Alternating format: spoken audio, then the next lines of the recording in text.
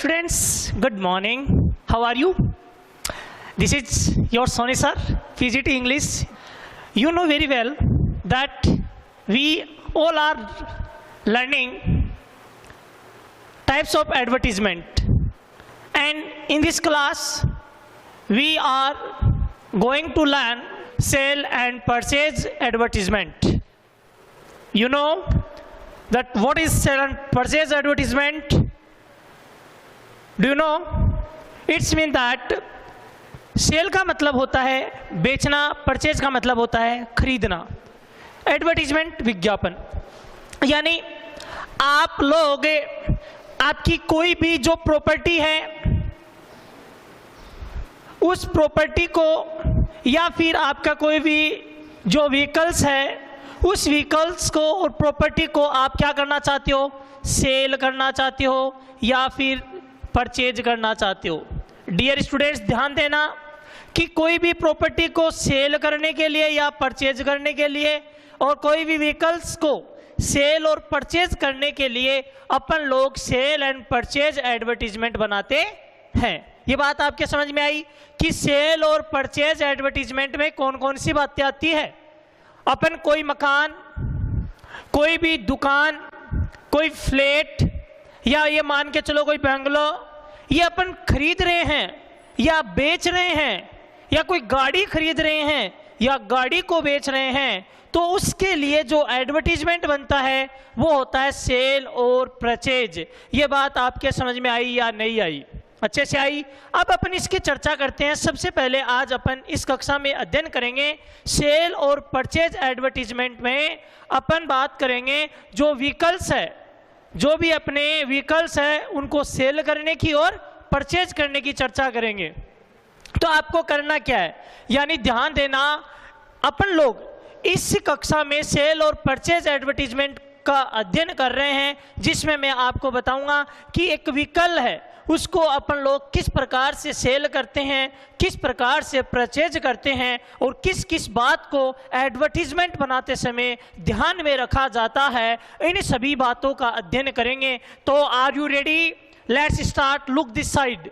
तो देखो, आपको पता है कि कोई भी विज्ञापन अपन बनाते हैं तो विज्ञापन को बनाने से पहले अपने को क्या करना होता है कि उस विज्ञापन की कंटेंट अपने को पता होनी चाहिए। तो इसकी कंटेंट की बात करें, इस साइड देखना आप। कंटेंट में सबसे पहले मैं आपको नंबर 1 पे बता देता हूं, हेडिंग। अपन बात करते हैं हेडिंग की कि इसकी हेडिंग में क्या आता है। प्यारे विद्यार्थियों, आप जानते हो काफी विज्ञापन अपन ने पढ़े हैं, उन विज्ञापन को अपन ने सॉल्व भी किया है और आपको पता है हेडिंग में क्या कुछ लिखा जाता है। आपको क्या लिखना है? हेडिंग में लिखना है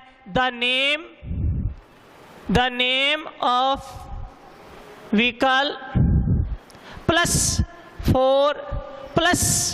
सेल। समझ रहे हो मेरी बात?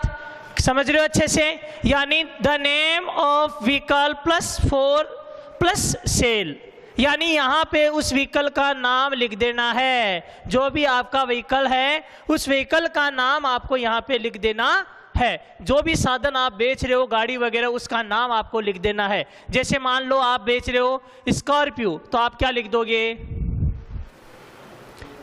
ए स्कॉर्पियो फॉर सेल। क्या लिख दिया आपने हेडिंग में? ए स्कॉर्पियो फॉर सेल। समझ रहे हो मेरी बात? कोई दिक्कत नहीं है ना? जैसे मारुति बेच रहे हो तो क्या लिख दोगे?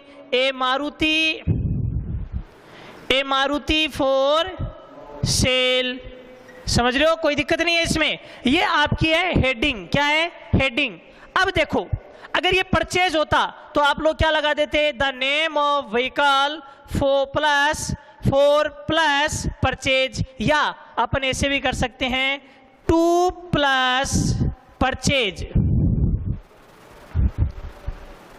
Plus name of vehicle. समझ रहे हो? 2 purchase a car, 2 purchase a Scorpio.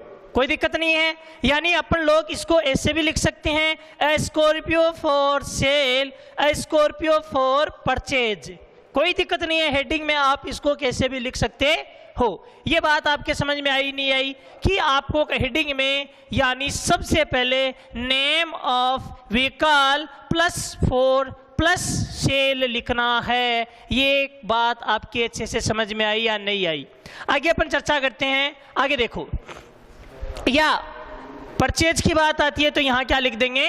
Purchase. क्या लिख देंगे? परचेज। ये बात है आपकी हेडिंग की। क्या बात है? हेडिंग की। 2 नंबर बात, आपको क्या लिखना है? The name of company. क्या लिखना है? Name of company. यानी आप जो भी गाड़ी बेच रहे हो या गाड़ी खरीद रहे हो उसकी कंपनी बतानी है।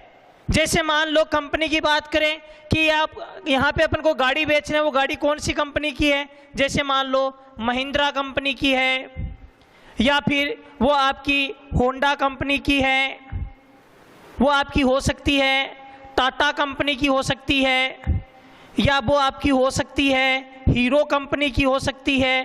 कहने का मतलब क्या है कि जो भी आप व्हीकल बेच रहे हो या खरीद रहे हो उसकी कंपनी आपको बतानी है कि कौन सी कंपनी की है। समझ रहे हो डियर स्टूडेंट्स? याद रख के चलना। आपको क्या करना है कि जो भी द नेम ऑफ कंपनी, इसमें महिंद्रा की है, टाटा है, या होंडा कंपनी की है, या हीरो कंपनी की है, उसके बारे में आपको इसमें बताना है। उसकी कंपनी ये आ गई। ये बात आपके समझ में आई नहीं आई? अब इसको अपन एक लाइन से जोड़ेंगे, लेकिन पहले पूरी अपन बातें कर ले। फिर देखो 3 नंबर पे, 3 नंबर पे करना आपको, यानी the year of manufacturing. The year of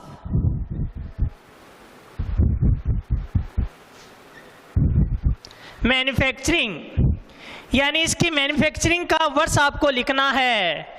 समझ रहे हो? मैन्युफैक्चरिंग का वर्ष आपको लिखना है। मैन्युफैक्चरिंग का वर्ष का मतलब क्या है? मैन्युफैक्चरिंग का मतलब है, मैन्युफैक्चर का मतलब होता है विनिर्माण, उत्पादन। समझ रहे हो भाई? इसकी बनने की जो दिनांक है, वर्ष है, वो आपको लिखनी होती है। तो इसके लिए आप क्या लिख दोगे? मैन्युफैक्चरिंग, मैन्युफैक्चरिंग ईयर, जैसे आपने यहाँ पे लिख दिया 2012, ये आपका क्या हो गया? मैन्युफैक्चरिंग ईयर हो गया। समझ रहे हो मेरी बात? कि आपको क्या करना है? मैन्युफैक्चरिंग ईयर में उसके विनिर्माण या उसके उत्पादन की, या उसके जब वो उसका मैन्युफैक्चर हुआ था, वो वर्ष आपको इसमें लिखना है। पॉइंट नंबर 1 में अपन ने बात की हेडिंग। हेडिंग के लिए मैंने कहा the name of vehicle plus 4 plus sale plus 4 plus purchase लिख सकते हैं। The name of company, the name of company, company का नाम लिखो, कौन सी कंपनी की गाड़ी है, या आपने कर दिया जैसे महिंद्रा कंपनी की गाड़ी है, या टाटा कंपनी की गाड़ी है, या होंडा कंपनी की गाड़ी है, या हीरो कंपनी की गाड़ी है। फिर द ईयर ऑफ मैन्युफैक्चरिंग, कि इसकी मैन्युफैक्चरिंग ईयर आपको लिखना है। मैंने लिख दिया मैन्युफैक्चरिंग ईयर, और मैंने बता दिया कि ये मैन्युफैक्चरिंग ईयर है। डियर स्टूडेंट्स, पॉइंट नंबर 4 क्या आता है? पॉइंट नंबर 4 में आपको इसमें यहां पे लिखना है अदर फैसिलिटीज। अदर फैसिलिटीज आती है। अदर फैसिलिटीज में क्या क्या आता है? देखो, एक आता है मॉडल, फिर अभी चर्चा करेंगे, मॉडल की भी चर्चा करेंगे, एक को देखेंगे अपन। एक कलर, एक कंडीशन, एक माइलेज,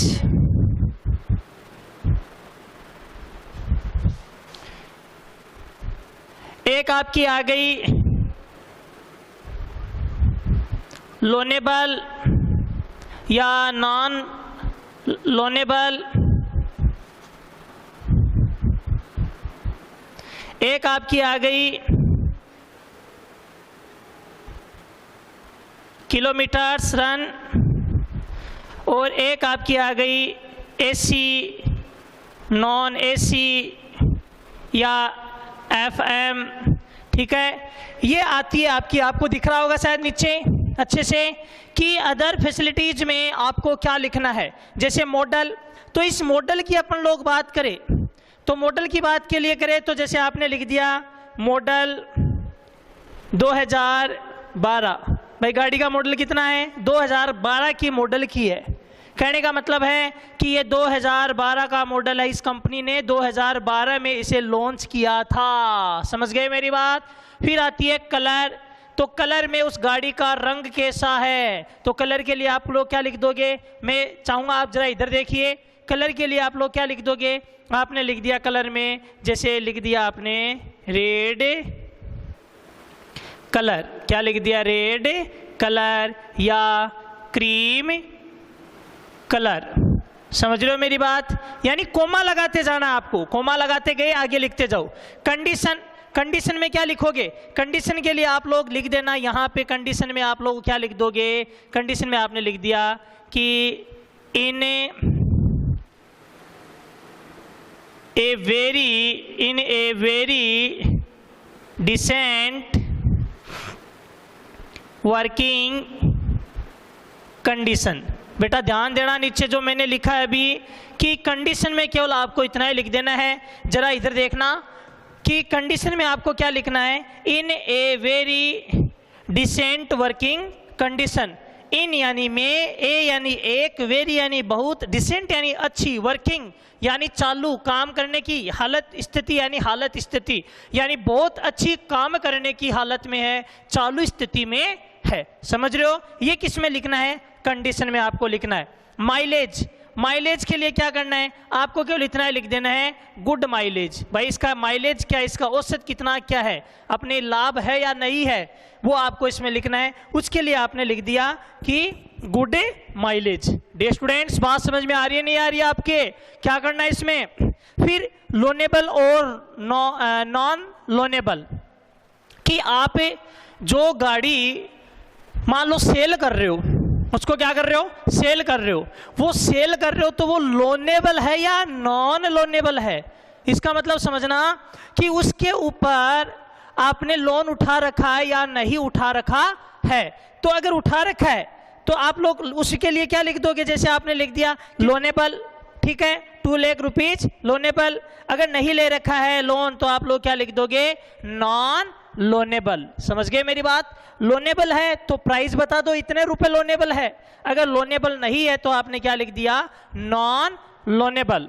फिर आती है किलोमीटर्स रन, क्या आता है, किलोमीटर्स रन। तो किलोमीटर्स रन के लिए आपको क्या लिखना है, ये लिख देना ओनली, यहाँ बता देना किलोमीटर, आपने लिख दिए ओनली किलोमीटर्स रन। जैसे आपने लिख दिया यहाँ पे 20,000, क्या लिख दिया, 20,000 किलोमीटर गाड़ी चली है। अब ध्यान देना, यदि 20,000 मैंने आपको यहाँ बता दिया 20,000 लिखना है और प्रश्न में मान लो आ गया 10,000 किलोमीटर, तो प्यारे बच्चों आपको यहाँ पे 20 नहीं करना, आपको यहाँ पे क्या करना है, 10,000 किलोमीटर करना है। समझ रहे हो मेरी बात। जो प्रश्न में दिया हुआ है तब तो आप यहाँ पे वो किलोमीटर दर्शा दो, अगर नहीं दिया हुआ है तो जो किलोमीटर आप यहाँ पे लिखना चाहो वो लिख दो। किसमें, किलोमीटर्स रन में। समझ गए मेरी बात। फिर अगली बात आती है एसी, नॉन एसी या फिर एफएम। इसके लिए आपको क्या कर लेना है, इसके लिए लिख देना आपको विद एसी एंड एफएम। अगर गाड़ी उसमें एसी नहीं है तो उसके लिए क्या हो जाएगा, बताइए जरा, नॉन एसी। अगर गाड़ी में एसी है तो एसी दर्शा दो, अगर गाड़ी में एसी नहीं है तो नॉन एसी दर्शा दो।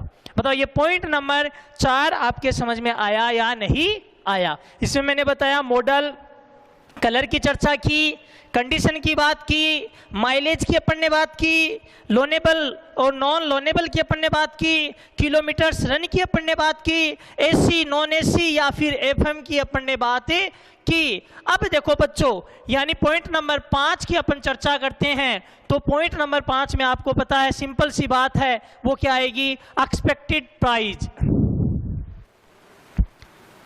एक्सपेक्टेड प्राइस कि भाई इसकी एक्सपेक्टेड प्राइस क्या है। इसके लिए आपको क्या लिखना है, आपको लिखना है expected range of price.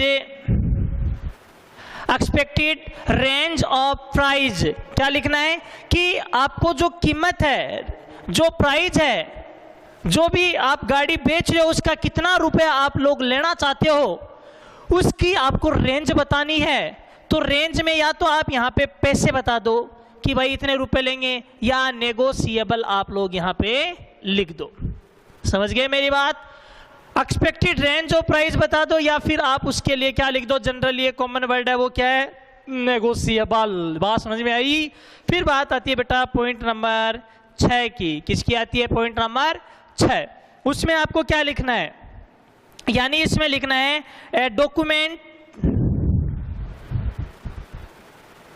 Documents detail.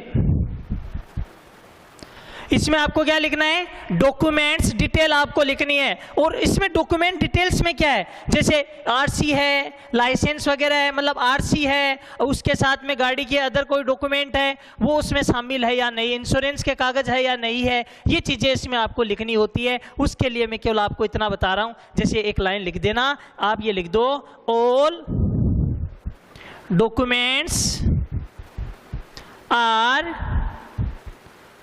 completed but insurance, ये लो कि सभी डॉक्यूमेंट्स कंप्लीट है लेकिन इंश्योरेंस कंप्लीट नहीं है। ये किस में आ गई? डॉक्यूमेंट्स में आ गई। अब लास्ट जो बिंदु है मेरा 7 नंबर का, वो है कॉन्टेक्ट। क्या नाम है? कॉन्टेक्ट। इस कॉन्टेक्ट में आपको क्या क्या लिखना होता है? एड्रेस और टेलीफोन नंबर। क्या लिखने होते हैं? एड्रेस और टेलीफोन नंबर। ये बात थी पॉइंट नंबर 7 की। कहने का मतलब क्या है, इसमें आपने लिख दिया कि कॉन्टेक्ट, और कॉन्टेक्ट में आपको क्या लिखना है? एड्रेस और उसका टेलीफोन नंबर आपको शो कर देना है कि भाई उसका एड्रेस ये है और उसका टेलीफोन नंबर ये है। वापस देख लो मैं क्या बता रहा हूं। अपन चर्चा कर रहे हैं कि कोई भी अपन गाड़ी उसको बेच रहे हैं या खरीद रहे हैं, तब आपको क्या कुछ इसमें लिखना है उसकी बात अपन कर रहे हैं। ध्यान से देखो, समझ में आएगा, कोई दिक्कत आपकी नहीं होगी। इसके लिए मैंने बोला, यानी आपने लिख दिया हेडिंग। क्या लिख दिया? हेडिंग। हेडिंग में मैंने आपको बोला the name of vehicle for sale या फॉर परचेज, ये बात आ गई। फिर उसके नीचे आपको क्या लिखना है? ये लिख दो अवेलेबल। क्या लिख दोगे? अवेलेबल। आपने लिख दिया available for cell. Available for cell कितने नंबर पे? इस हेडिंग के जस्ट नीचे आपको लिख देना है अवेलेबल फॉर सेल। क्या बेच रहे हो? मान लो ए स्कॉर्पियो, तो आपने क्या लिख दिया? A available for sale a Mahindra company Scorpio with AC and FM। ये लो साहब, ये आपकी पहली लाइन हो गई। आपको केवल इतना ही करना है कि available for cell. Available for cell यानी बिकने के लिए उपलब्ध है या बेचने के लिए। क्या? महिंद्रा कंपनी की स्कॉर्पियो है और वो AC या FM उसमें है। बात आ गई, हेडिंग आ गई। मैन्युफैक्चरिंग ईयर बता दो, और उसके बाद में क्या? मॉडल आपने लिख दिया मॉडल 2012, कोमा लगा दो। कलर 2012, कलर में लिख दिया क्रीम कलर। इसमें लिख दिया in a very decent working condition लिख दिया। माइलेज, माइलेज के लिए कोमा लगा दिया, लिख दिया गुड माइलेज। आगे लिखते जाओ कोमा लगा के। फिर लोनेबल, उसमें आगे लिख दिया अपन ने नॉन लोनेबल, यानी कोई सा भी इसमें बता दो। फिर ओनली आपको किलोमीटर चली है, कितने किलोमीटर चली है, इसके लिए मैंने आपको यहीं पे बताया है। इसके लिए आपको लिखना है कि ओनली, फिर उसके बाद में किलोमीटर दर्शा दो। यहाँ पे अपन ने चर्चा की थी, ओनली ये किलोमीटर दर्शा दिए और इतनी किलोमीटर गाड़ी चली हुई है। AC नॉन AC बात यहाँ पे हो गई बात।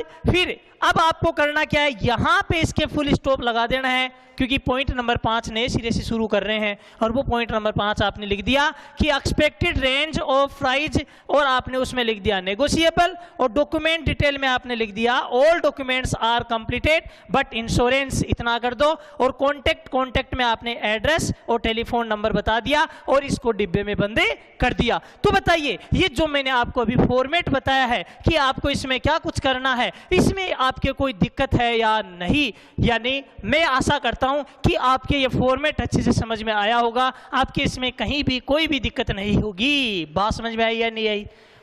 इससे जुड़े हुए क्वेश्चन है उनकी चर्चा अपन अगले वीडियो में करेंगे। थैंक्स।